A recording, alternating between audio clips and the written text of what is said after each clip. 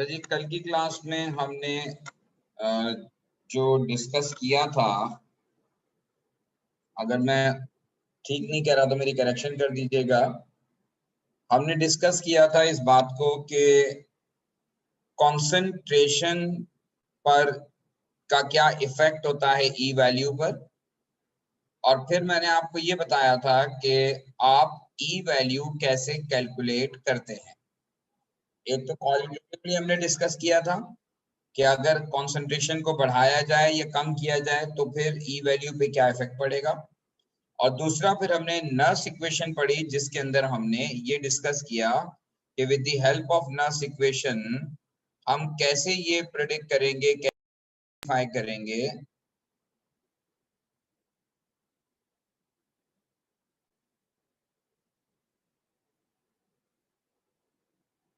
तो फिर कल की क्लास में हमने क्या पढ़ा था ये बताइए।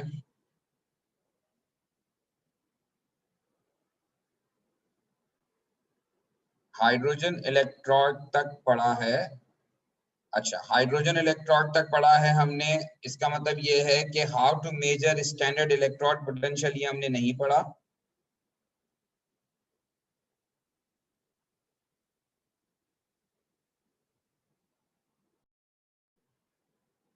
स्टैंडर्ड इलेक्ट्रोड पोटेंशियल की डेफिनेशन लिखी थी। अच्छा जी, स्टैंडर्ड इलेक्ट्रोड पोटेंशियल स्टार्ट कर दिया था, ठीक है। तो स्टैंडर्ड इलेक्ट्रोड पोटेंशियल अगर हमने स्टार्ट कर दिया था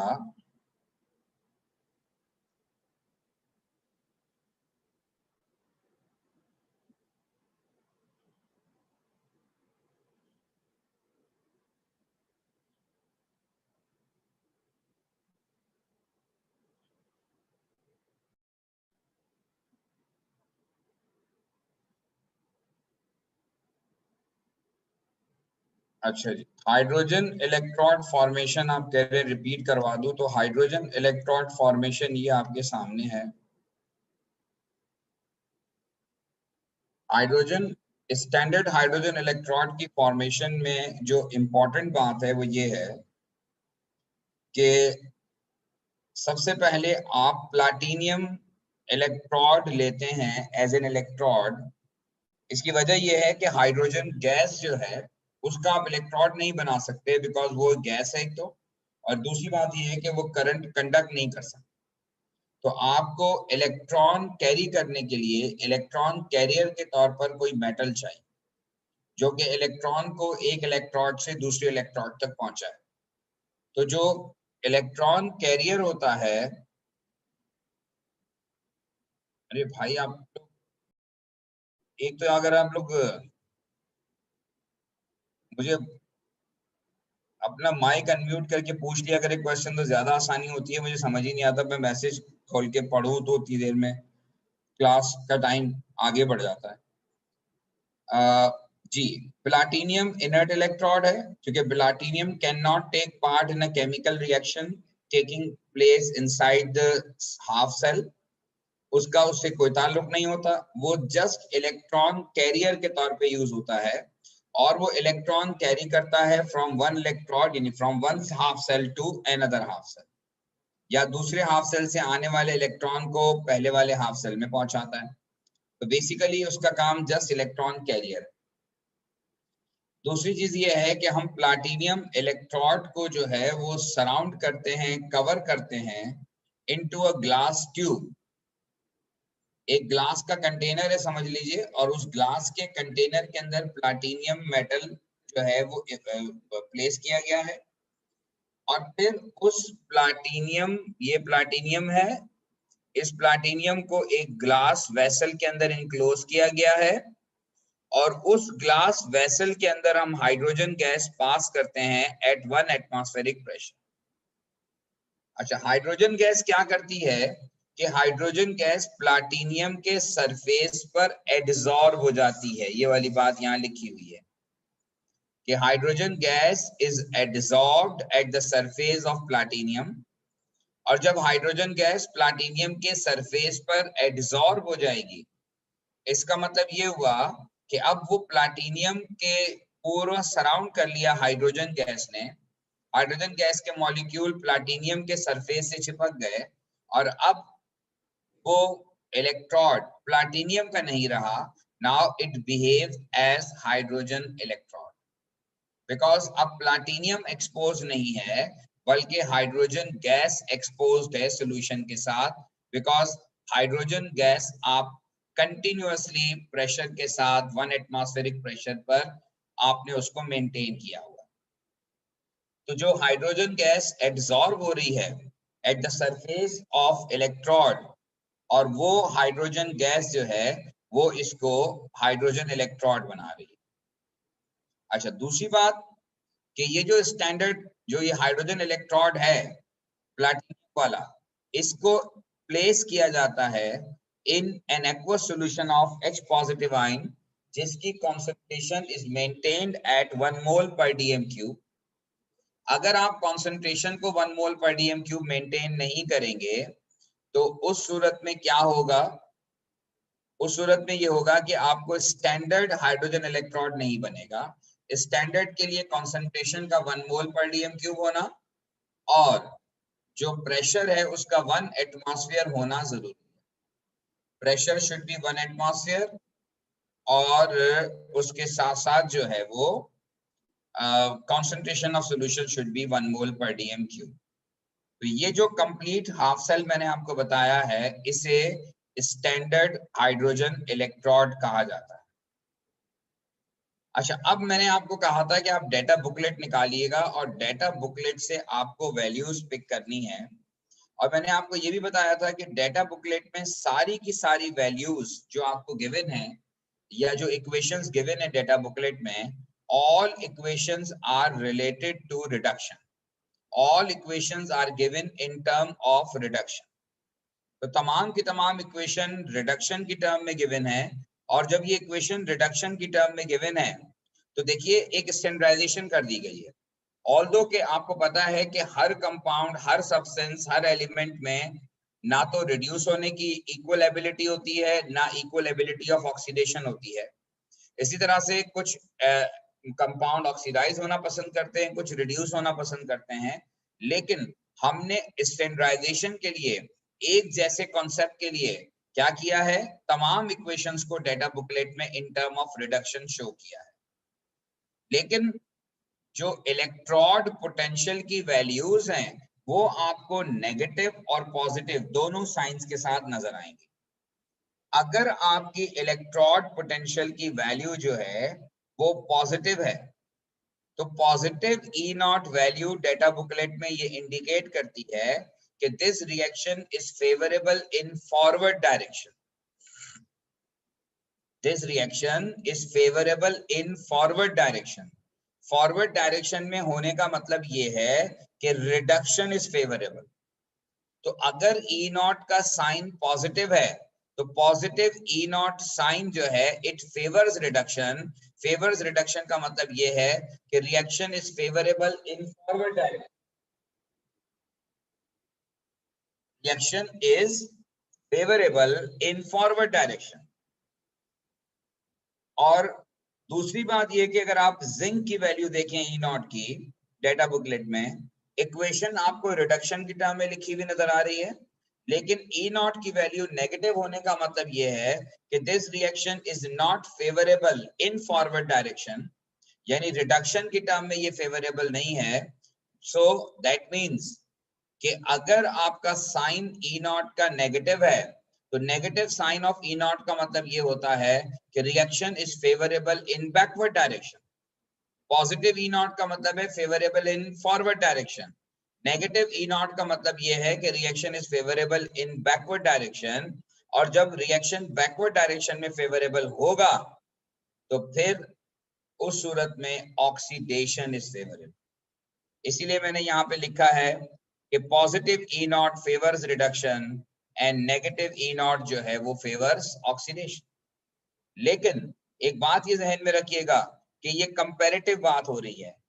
अगर फर्ज कीजिए कि दो इलेक्ट्रोड को आपने मिलाया और दोनों की ई नॉट वैल्यू डेटा बुकलेट में पॉजिटिव है तो मोर पॉजिटिव वाला रिड्यूस होगा, लेस पॉजिटिव वाला ऑक्सीडाइज होगा। इसी तरह से अगर जो है वो ई नॉट वैल्यू दोनों की नेगेटिव है। जिन दो इलेक्ट्रॉन्स को आपने कनेक्ट किया दोनों की ई नॉट वैल्यू नेगेटिव है, तो नेगेटिव ई नॉट का मतलब ये है कि फिर वो जो मोर नेगेटिव वाला होगा वो ऑक्सीडाइज होगा और लेस नेगेटिव वाला रिड्यूस होगा। तो ये आपको ई नॉट की वैल्यूज के कंपैरिजन से हम अंदाजा लगा सकते हैं कि किस सब्सटेंस के अंदर रिडक्शन की ज्यादा एबिलिटी है या किस सब्सटेंस के अंदर रिलेटिवली ऑक्सीडेशन की एबिलिटी ज्यादा है।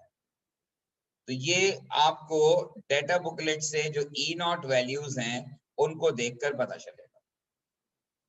तो होपफुली आपको यहाँ तक मेरी बात क्लियर हो गई होगी, और अगर कोई क्वेश्चन है तो पहले रेज कर लीजिए, फिर मैं आगे बात करता हूँ।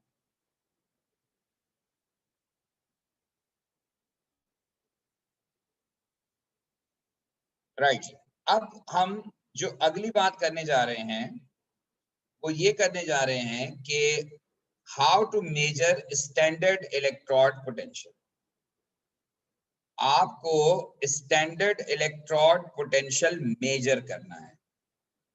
मैंने आपको बताया था कि it is not possible to measure standard electrode potential of a single half cell, और इसी वजह से आपको मैंने कहा था कि हमने स्टैंडर्ड हाइड्रोजन इलेक्ट्रोड बनाया है, जिसका काम यह है कि हम उसको एज रेफरेंस इलेक्ट्रोड इस्तेमाल करते हैं, और हाइड्रोजन इलेक्ट्रोड की value was assume to be 0।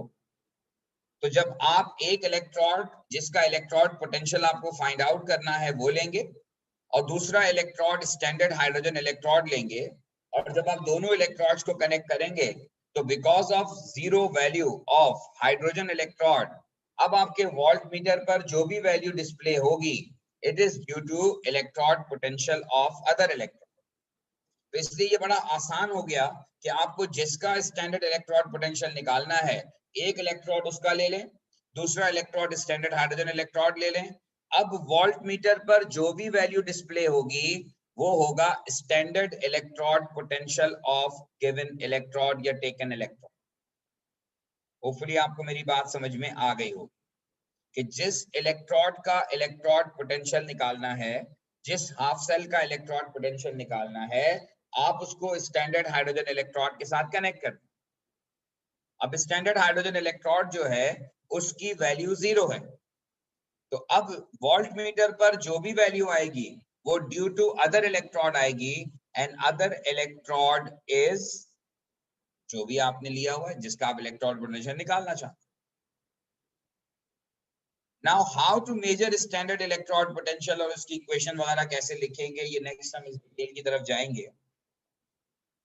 सबसे पहला केस ये है कि अगर आप इलेक्ट्रोड पोटेंशियल निकालना चाहते हैं, केस 1 मैंने लिया है कि when metal is dipped in metal ion, यानी एग्जामिनर आपको कहता है कि भाई इस वाले इलेक्ट्रोड का इलेक्ट्रोड पोटेंशियल कैसे निकालोगे, डिस्क्राइब एंड एक्सप्लेन।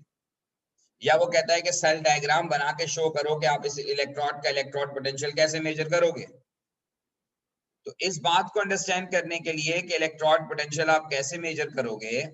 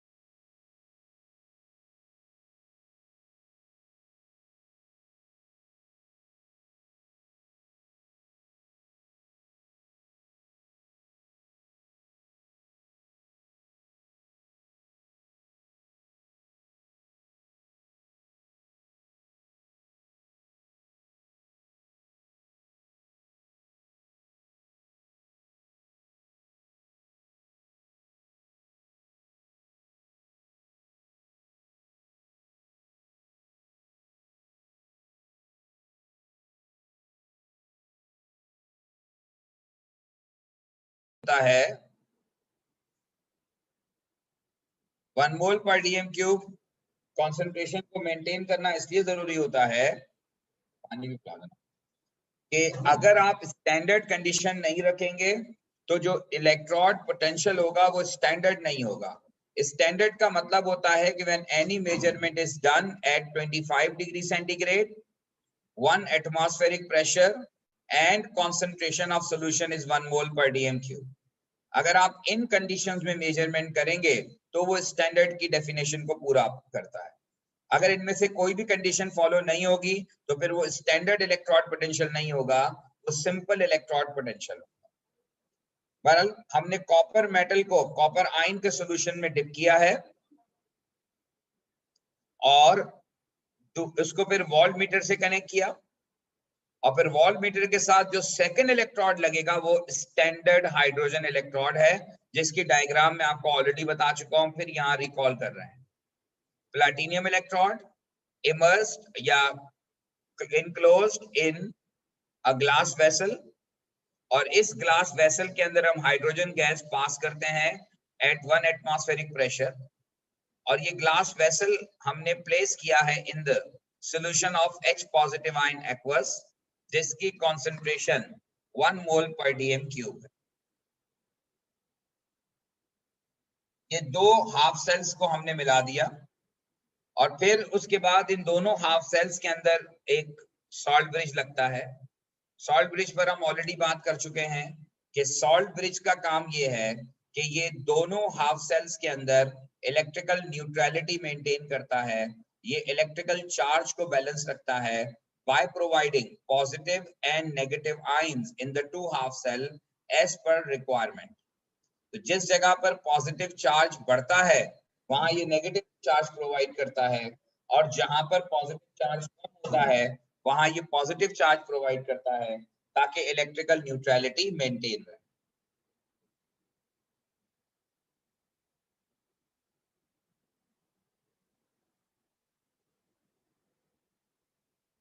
ठीक है जी, होपफुली रिकॉल हो गई होगी ये बात।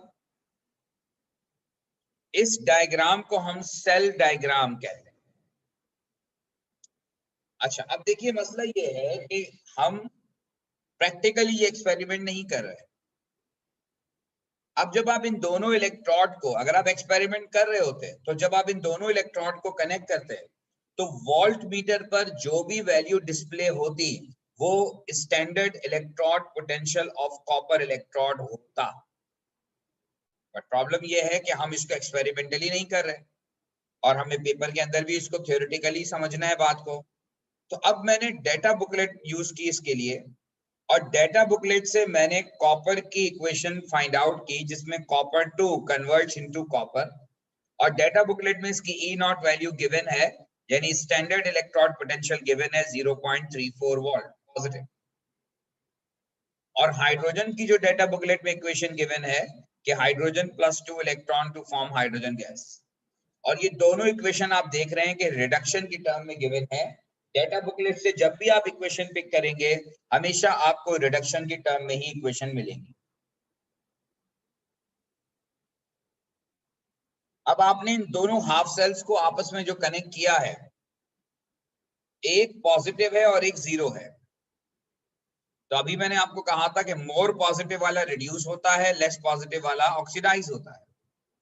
तो इनकी ई नॉट वैल्यूज देखकर हम ये बता सकते हैं कि कॉपर वाले इलेक्ट्रोड में रिडक्शन होगा और हाइड्रोजन वाले इलेक्ट्रोड में ऑक्सीडेशन होगा।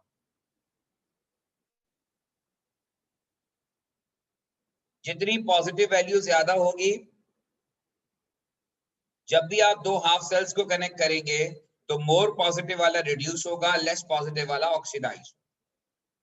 अब हाइड्रोजन की वैल्यू 0 है, इसका मतलब यह है कि जब आप ये एक्सपेरिमेंट कर रहे होंगे तो वोल्ट मीटर पर जो वैल्यू आएगी वो 0.34 वोल्ट आएगी। अब नेक्स्ट मैं आपको बता रहा हूं कि सेल रिएक्शन आप कैसे लिखेंगे, कि एक्चुअली सेल में रिएक्शन क्या होगा जब आप इन दोनों हाफ सेल्स को कनेक्ट करेंगे। जब आप इन दोनों हाफ सेल्स को कनेक्ट करेंगे तो आपने डिसाइड कर लिया in term of E naught values कि copper ion will reduce to form copper, तो वही मैंने लिखा है कि copper ion reduce to form copper metal, जबकि आपने डिसाइड किया कि हाइड्रोजन विल ऑक्सीडाइज। तो जिसके बारे में आप डिसाइड करेंगे कि वो ऑक्सीडाइज होगा, तो आप उसकी इक्वेशन को रिवर्स कर देंगे। डेटा बुकलेट में जितनी भी इक्वेशंस हैं वो रिडक्शन की टर्म में गिवन है, कोई भी इक्वेशन ऑक्सीडेशन की टर्म में गिवन नहीं होती। तो जब आपको सेल रिएक्शन लिखना होता है तो आप पहले ये फैसला करते हैं कि कौन रिड्यूस हुआ, कौन ऑक्सीडाइज होगा। तो जो रिड्यूस होगा वो इक्वेशन आप एज इट इज कॉपी करेंगे जो डेटा बुकलेट में लिखी हुई है, और जो सब्सटेंस ऑक्सीडाइज होगा उसकी इक्वेशन को आप रिवर्स कर देंगे। जो सब्सटेंस ऑक्सीडाइज होगा आप उसकी इक्वेशन को रिवर्स कर देंगे। तो अब आपने जो है वो क्या करना है, आपने हाइड्रोजन वाली इक्वेशन को रिवर्स कर दिया। रिवर्स जब आप करते हैं तो इसका मतलब है कि आप रिडक्शन को ऑक्सीडेशन में कन्वर्ट कर देते। अब आप देखिए हमने हाइड्रोजन को रिवर्स कर दिया इक्वेशन को, इलेक्ट्रॉन प्रोडक्ट साइड पे चले गए, यानी ये इक्वेशन कन्वर्ट हो गई ऑक्सीडेशन में। और फाइनली इन दोनों इक्वेशंस को आपने ऐड कर दिया, इलेक्ट्रॉन इलेक्ट्रॉन से कैंसिल आउट हो गए, and this is your overall cell reaction. इन दोनों इक्वेशन को हमने सम अप किया कि कॉपर 2 पॉजिटिव आयन एक्वस में जब आप हाइड्रोजन गैस पास करेंगे it will convert into copper solid NH। ये ओवरऑल सेल रिएक्शन कहलाता है। तो आपको ये जो E0 की वैल्यूज हैं ये सिर्फ इस काम में इस्तेमाल नहीं होती कि ये इलेक्ट्रोड पोटेंशियल की वैल्यू आप इससे मेजर करते हैं, बल्कि ये जो इलेक्ट्रोड पोटेंशियल की वैल्यूज हैं ये आपको बताती हैं कि कौन सा रिएक्शन होगा या नहीं होगा, और अगर होगा तो किस तरह से होगा, क्या रिएक्ट करेंगे, क्या प्रोडक्ट फॉर्म होगा, ये सारी डिटेल हम फाइंड आउट कर सकते हैं इस तरीके से। इस पर हम और बात करेंगे कि कौन सा रिएक्शन फिजिबल होता है, कौन सा नहीं होता। पर यहां तक अगर कोई आपको कंफ्यूजन है तो बताइए।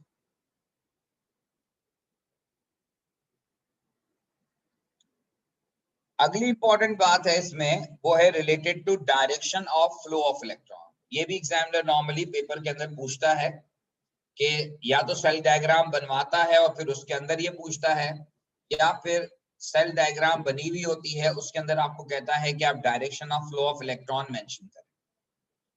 इन केस ऑफ इलेक्ट्रोकेमिकल सेल, जो अभी हम जिस पे बात कर रहे हैं, इलेक्ट्रोकेमिकल सेल वो होता है जो करंट जनरेट करता है, जो करंट प्रोड्यूस करता है। और करंट का मतलब है इलेक्ट्रॉन, फ्लो ऑफ इलेक्ट्रॉन्स। ये जो इलेक्ट्रोकेमिकल सेल होता है ये केमिकल एनर्जी को कन्वर्ट करता है इलेक्ट्रिकल एनर्जी में, यानी कि इलेक्ट्रॉन रिलीज करता है। और आप सबको पता है कि इलेक्ट्रॉन रिलीज करने का मतलब है इलेक्ट्रॉन लॉस करना, और इलेक्ट्रॉन लॉस जो होता है उसको हम ऑक्सीडेशन कहते हैं। जो लॉस ऑफ इलेक्ट्रॉन होता है वो ऑक्सीडेशन कहलाता है।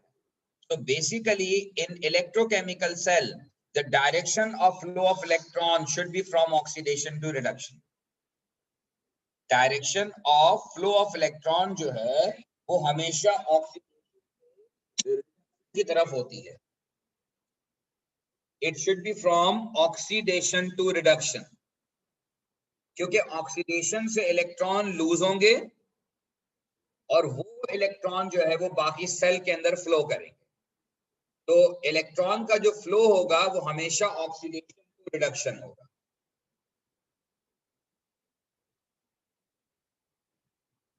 जो फ्लो ऑफ इलेक्ट्रॉन होगा वो हमेशा ऑक्सीडेशन टू रिडक्शन होगा, और जिस टर्मिनल पर ऑक्सीडेशन होती है वो नेगेटिव और जिस टर्मिनल पे रिडक्शन होती है वो पॉजिटिव होता है। सम टाइम एग्जामिनर आपको कहता है कि you have to mention polarity of the two half cells. आप दोनों हाफ सेल की पोलैरिटी शो करें, यानी कि उनके चार्जेस शो करें। ये दो इंपॉर्टेंट बातें हैं कि direction of flow of electron हमेशा ऑक्सीडेशन टू रिडक्शन होगा, बिकॉज ऑक्सीडेशन में इलेक्ट्रॉन लॉस होगा और वही हमारी सोर्स ऑफ इलेक्ट्रॉन है, क्योंकि हमें करंट चाहिए और करंट जो हमें मिलेगा वो इन फॉर्म ऑफ इलेक्ट्रॉन मिलेगा, और इलेक्ट्रॉन जो प्रोड्यूस होंगे वो ऑक्सीडेशन से प्रोड्यूस होंगे। रिडक्शन में तो इलेक्ट्रॉन गेन हो जाते हैं। तो चूंकि ये हमारा इलेक्ट्रोकेमिकल सेल है, ये करंट प्रोड्यूस कर रहा है, ये वोल्टेज जनरेट कर रहा है, लिहाजा यहाँ पर जो सोर्स ऑफ इलेक्ट्रॉन होगी वो ऑक्सीडेशन होगी। तो जिस इलेक्ट्रोड पर ऑक्सीडेशन होगी वो इलेक्ट्रोड नेगेटिव, और जिस इलेक्ट्रोड पे रिडक्शन होगी वो पॉजिटिव होगा। और यही चीज अब आप देखिए ऊपर डायग्राम में मैंने मेंशन की है। वोल्ट मीटर के ऊपर हम एरो लगाते हैं और वो एरो की डायरेक्शन हमेशा ऑक्सीडेशन टू रिडक्शन होती है। अगर अब आप देखें अभी, तो हमने डिसाइड किया था कि हाइड्रोजन ऑक्सीडाइज हो रहा है और कॉपर रिड्यूस हो रहा है। तो जब हाइड्रोजन ऑक्सीडाइज हो रहा है और कॉपर रिड्यूस हो रहा है, तो आप ऑब्जर्व कर सकते हैं कि flow of electron hydrogen to copper arrow की डायरेक्शन ऑफ एरो जो है वो हाइड्रोजन टू कॉपर हो रहा है। और जिस जगह पर ऑक्सीडेशन होती है वो इलेक्ट्रोड नेगेटिव, और जिस जगह पर रिडक्शन होती है वो इलेक्ट्रोड पॉजिटिव। तो ये आपके सामने इलेक्ट्रोड टर्मिनल भी आपको नजर आ रहा है। Polarity of two half cell, ये है बेटा कंप्लीट सेल डायग्राम। और ये है डिस्कशन कि how to measure standard electrode potential of an electrode containing metal dipped in metalline solution. अगर आप में से किसी का कोई सवाल है तो प्लीज आप।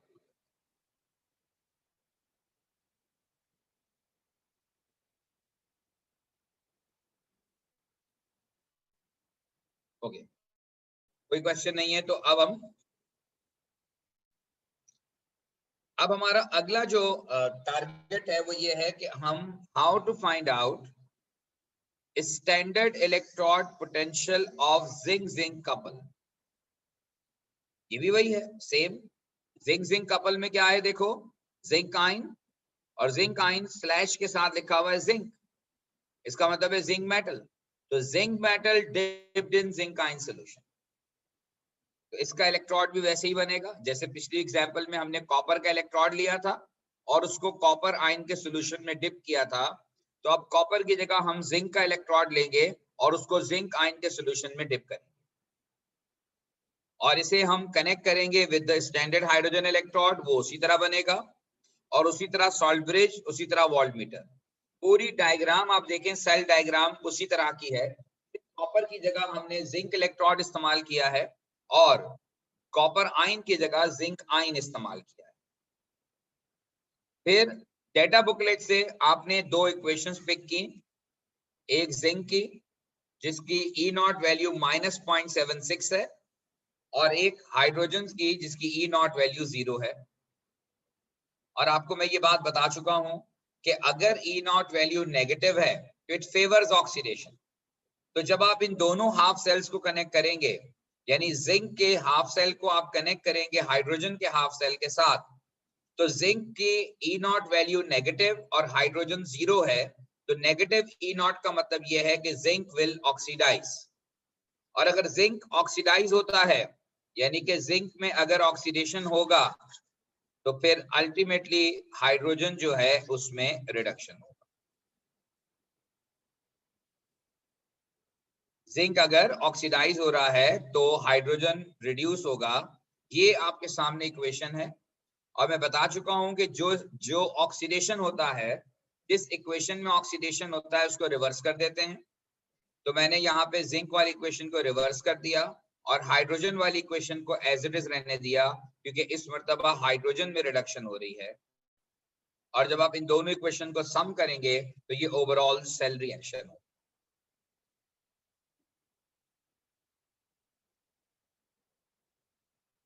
Next, direction of flow of electron हमेशा ऑक्सीडेशन टू रिडक्शन होता है। अब आप देखें एरो मैंने कहां बनाया है। ये एरो जो है वो जिंक से हाइड्रोजन की तरफ जा रहा है, क्योंकि इस केस में जिंक ऑक्सीडाइज हो रहा है और हाइड्रोजन रिड्यूस हो रहा है। तो direction of flow of electron हमेशा ऑक्सीडेशन टू रिडक्शन होता है। दूसरी इंपॉर्टेंट बात यह है कि जिस इलेक्ट्रोड पर ऑक्सीडेशन होगी वो नेगेटिव, जिस इलेक्ट्रोड पे रिडक्शन होगी वो पॉजिटिव। ये इलेक्ट्रोड के जो टर्मिनल्स हैं इनके चार्जेस भी आपको मालूम होने चाहिए। जिस इलेक्ट्रॉन पे ऑक्सीडेशन होगी वो नेगेटिव होगा क्योंकि वो सोर्स ऑफ इलेक्ट्रॉन होगा, और जहां रिडक्शन होगी वो electron positive. This is how to find out standard electrode potential of any electrode having metal dipped in metal ion solution. अब ये chromium dipped in chromium ion solution, या lead dipped in lead ion solution, या magnesium dipped in magnesium ion solution, या calcium dipped in calcium ion solution, ये तमाम cases के लिए valid है। बस इक्वेशन टू इक्वेशन वेरी करेगा और आपको ये डिसाइड करना होगा कि कौन ऑक्सीडाइज होगा, कौन रिड्यूस होगा, and what will be the overall equation.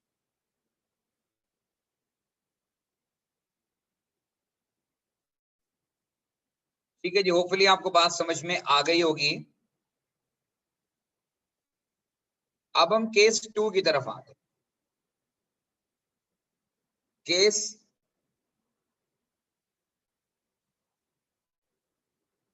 भाई ई वैल्यू कैसे डिसाइड करते हैं, मैं समझ में नहीं आया, कौन सी ई वैल्यू की आप बात कर रहे हैं?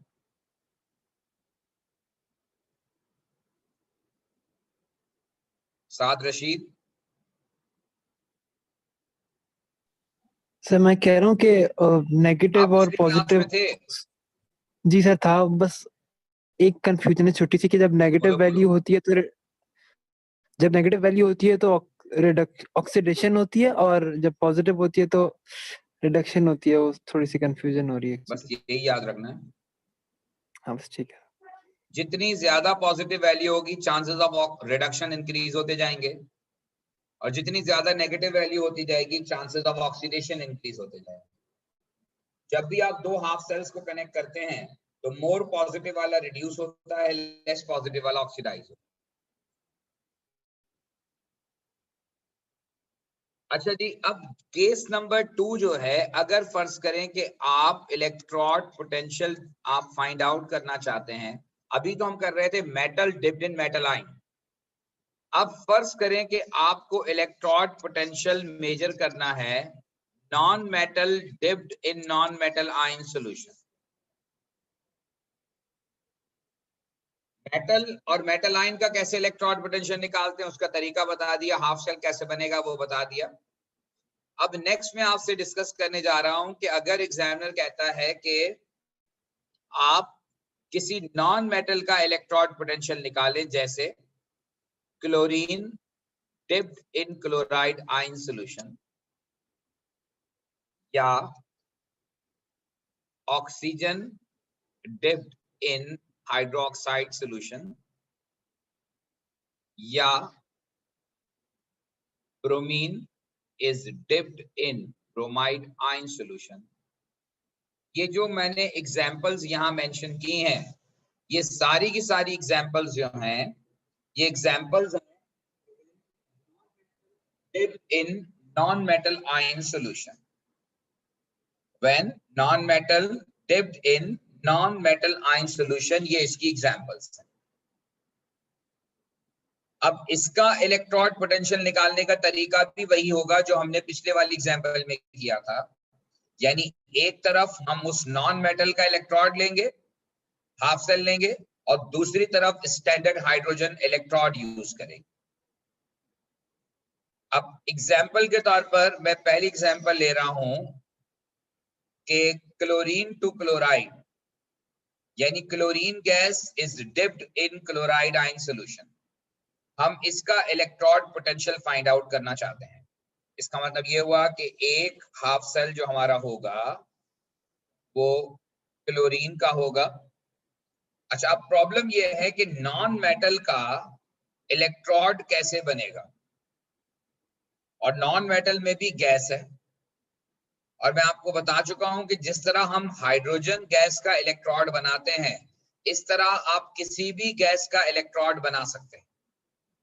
अगर आपको किसी भी गैस का इलेक्ट्रोड बनाना हो तो बिल्कुल सेम डायग्राम होगी जो हाइड्रोजन गैस की डायग्राम, यानी आपने एक इलेक्ट्रोड लिया प्लैटिनियम जो कि इनर्ट इलेक्ट्रोड है,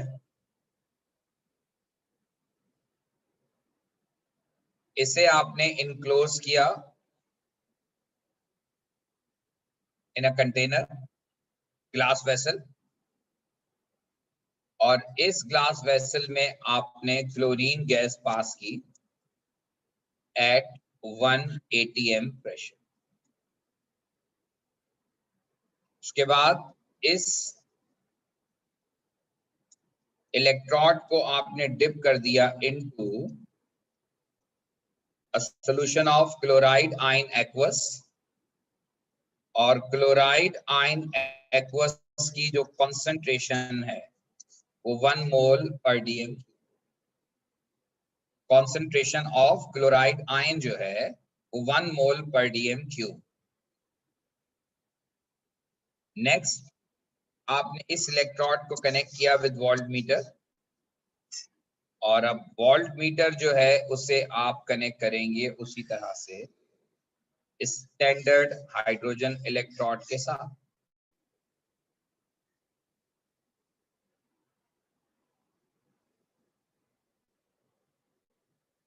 इस तरह से हाइड्रोजन गैस इंसर्ट करेंगे एट 1 atm प्रेशर, और ये प्लैटिनियम इनर्ट इलेक्ट्रोड, और इसे आप डिप कर देंगे into an aqueous solution of H positive ion, और इसकी कॉन्सेंट्रेशन आप लेंगे 1 मोल पर डीएम क्यूब, और उसके बाद आप इन दोनों हाफ सेल्स को कनेक्ट कर देंगे थ्रू अ सॉल्ट ब्रिज।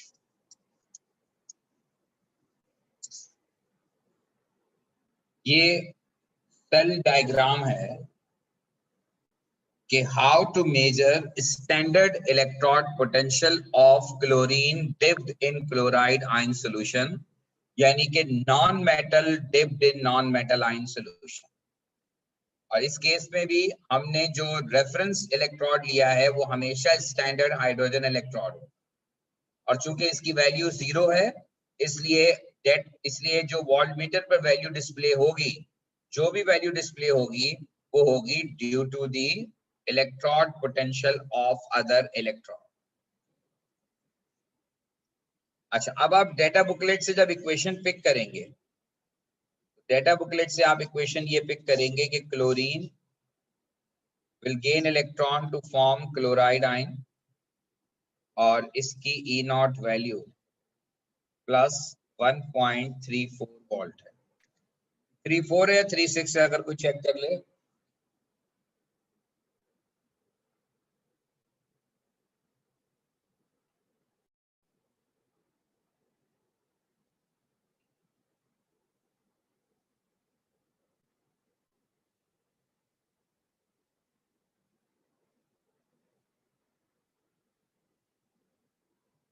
जी, क्या वैल्यू है?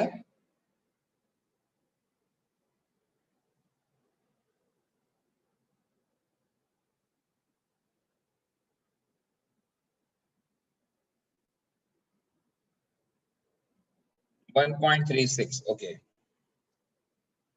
तो 1.36 जो है ये इसके इलेक्ट्रॉन पोटेंशियल की वैल्यू है। अच्छा, दूसरा इलेक्ट्रॉन हाइड्रोजन का है, hydrogen plus 2 electron to form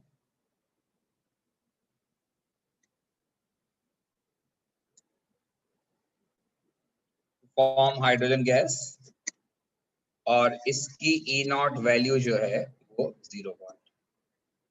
अब आपको फैसला करना है कि कौन रिड्यूस होगा और कौन ऑक्सीडाइज होगा।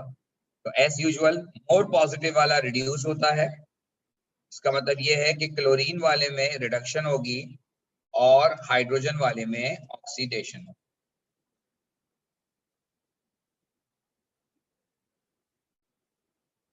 इसका मतलब ये हुआ कि अब जब आप सेल रिएक्शन लिखेंगे, क्लोरीन वाली इक्वेशन तो आप एज इट इज लिखेंगे कि chlorine will turn to chloride ion, लेकिन हाइड्रोजन वाली इक्वेशन जो है वो आप रिवर्स कर देंगे कि hydrogen will turn to H positive ion plus 2 electron. और फिर उसके बाद अब आप इन दोनों इक्वेशंस को ऐड कर देंगे। क्लोरीन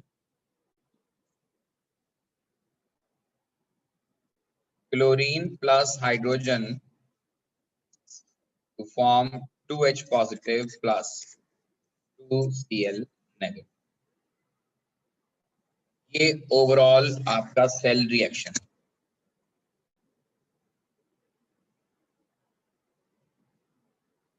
मोर पॉजिटिव वाला रिड्यूस होता है, लेस पॉजिटिव वाला उसके कंपैरिजन में ऑक्सीडाइज होता है। अब flow of electron, direction of flow of electron हमेशा ऑक्सीडेशन टू रिडक्शन होती है, यानी ऑक्सीडेशन टू रिडक्शन का मतलब ये है कि इस केस में हाइड्रोजन से क्लोरीन की तरफ होगी, क्योंकि क्लोरीन रिड्यूस होगा और हाइड्रोजन ऑक्सीडाइज होगा। और जो ऑक्सीडाइज होता है वो टर्मिनल नेगेटिव होता है और जो रिड्यूस होता है वो टर्मिनल पॉजिटिव।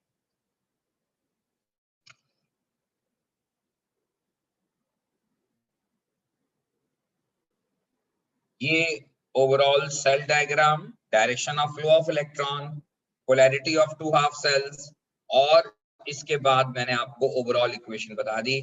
अब इससे रिलेटेड अगर कोई क्वेश्चन है तो पूछ लीजिए,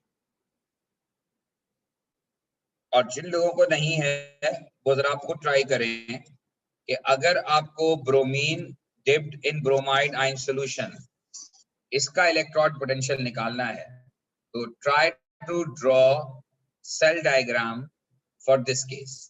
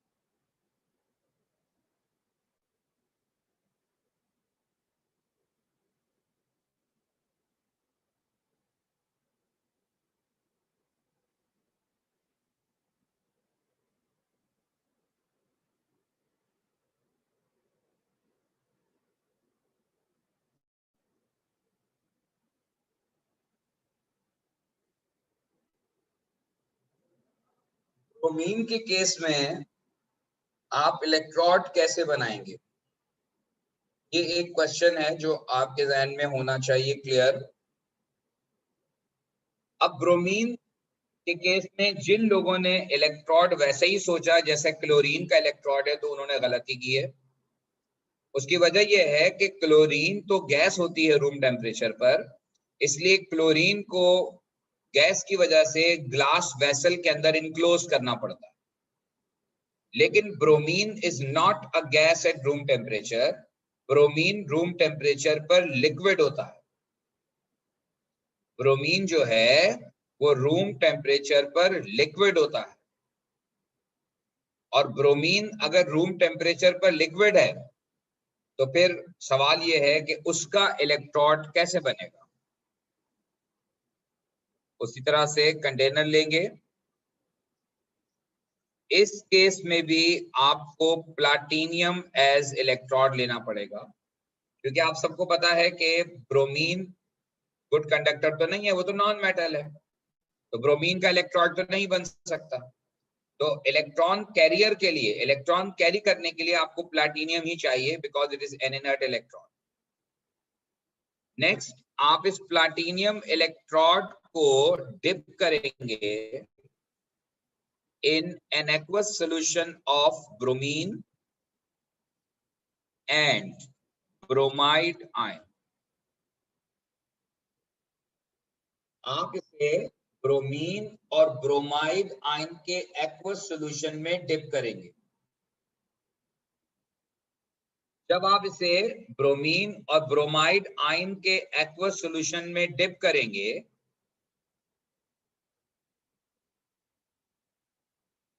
तो इन दोनों की कॉन्सेंट्रेशन मेंटेन करनी होगी 1 मोल पर डीएम क्यूब ईच।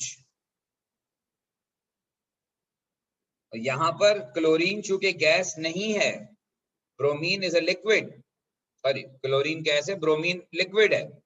तो ब्रोमीन लिक्विड हो या फिर हो सकता है आपको आयोडीन के साथ एग्जामिनर दे दे, उसमें भी यही करेंगे कि आयोडीन को डिसॉल्व करेंगे आयोडाइड आयन के सॉल्यूशन के अंदर और दोनों की कॉन्सेंट्रेशन मेंटेन एट 1 मोल पर डीएम क्यूब ईच, ताकि स्टैंडर्ड इलेक्ट्रोड पोटेंशियल आइडेंटिफाई हो। और फिर आप इसे कनेक्ट करेंगे उसी तरह थ्रू वोल्ट मीटर, और फिर वोल्ट मीटर को आप जो है वो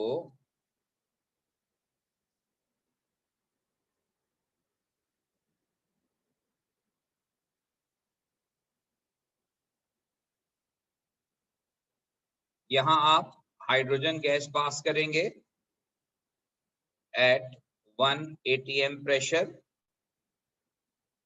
ये इलेक्ट्रोड प्लैटिनियम इलेक्ट्रोड है और इसे आप डिप करेंगे इन H पॉजिटिव आयन एक्वस और इसकी कॉन्सेंट्रेशन इज मेंटेन एट 1 मोल पर डीएम।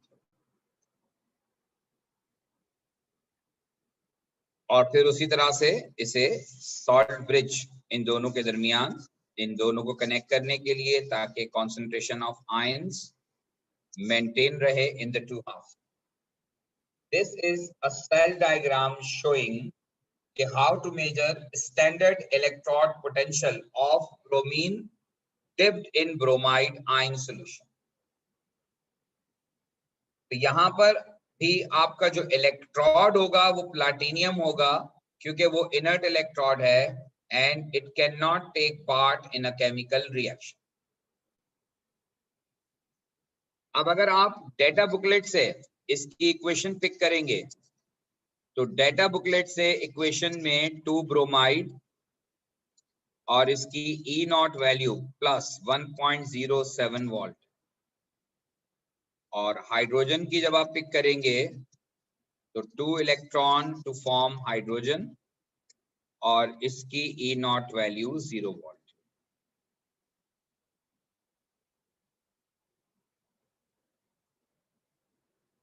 ब्रोमीन इलेक्ट्रोड जो है उसमें कुछ भी नहीं करना, सिर्फ प्लैटिनियम इलेक्ट्रोड लेना है और उस प्लैटिनियम इलेक्ट्रोड में 2 सॉल्यूशन का मिक्सचर डालें। एक ब्रोमीन एक्वस यानी ब्रोमीन का सॉल्यूशन वाटर में बनाएंगे और एक ब्रोमाइड आयन का सॉल्यूशन NaBr या KBr, कोई भी ब्रोमाइड आयन का सॉल्यूशन, इन दोनों सॉल्यूशन को मिक्स कर देंगे एक ही कंटेनर के अंदर और दोनों की कॉन्सेंट्रेशन 1 मोल पर डीएम क्यूब ईच होनी चाहिए। इसी तरह से अगर एग्जामिनर आपसे कहता है कि आयोडीन आयोडाइड का आप निकालें इलेक्ट्रॉन पोटेंशियल, उसमें भी आप प्लैटिनियम इलेक्ट्रोड लेंगे और फिर ब्रोमीन एक्वस की जगह वहां पर आयोडीन एक्वस यूज करेंगे और आयोडीन एक्वस को आप मिक्स करेंगे with iodide ion solution and again concentration is 1 mole per dm cube each।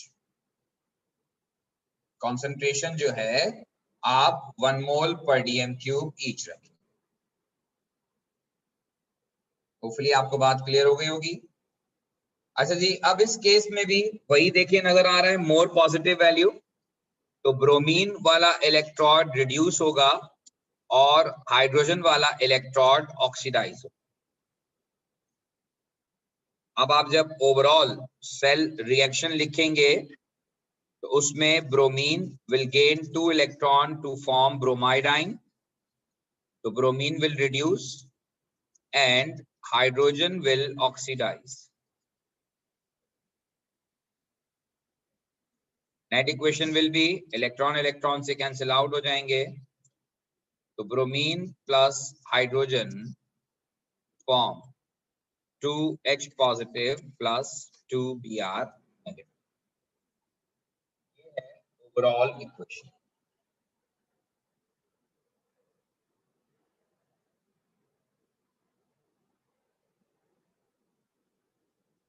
ठीक है जी, होपफुली आपको बात समझ में आ गई होगी। अब अगर इससे रिलेटेड किसी किस्म का कोई क्वेश्चन है आपके जहन में तो पूछ लीजिए। इसको आपने इसको रिवाइज करना है, इसको पढ़ना है आपने, और अगर कोई प्रॉब्लम होगा तो अगली क्लास में मुझसे डिस्कस करना है। अभी इसका एक केस बाकी है, हम उस पर भी बात करेंगे, लेकिन अभी आप फिलहाल जो है वो इसमें अगर कोई आपको प्रॉब्लम है तो पूछ लीजिए।